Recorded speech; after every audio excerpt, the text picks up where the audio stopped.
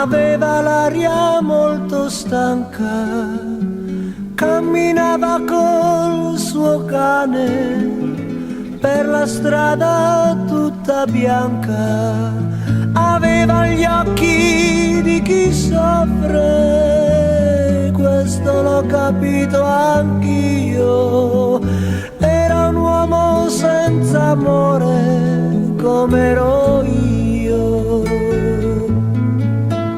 Sembrava non veder nessuno, parlava solo col suo cane, di tutti i suoi problemi che nessuno potrà cancellare.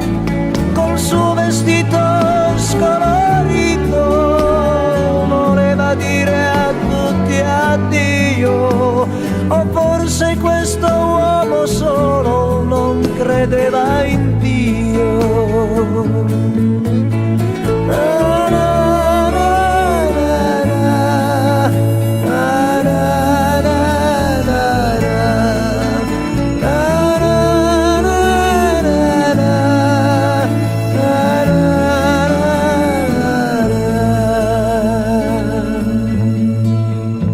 Quanta gente che si incontra e vive senza più speranza e continua a camminare, ognuno ha la sua strada bianca.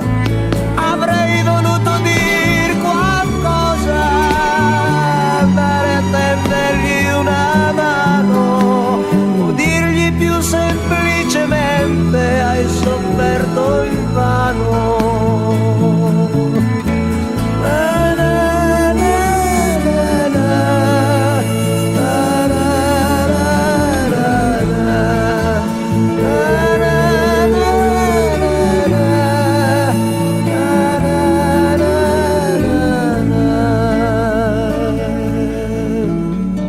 Ma non c'era più motivo di restare lì a pensare, se n'è andato con il tempo e non potrà più tornare.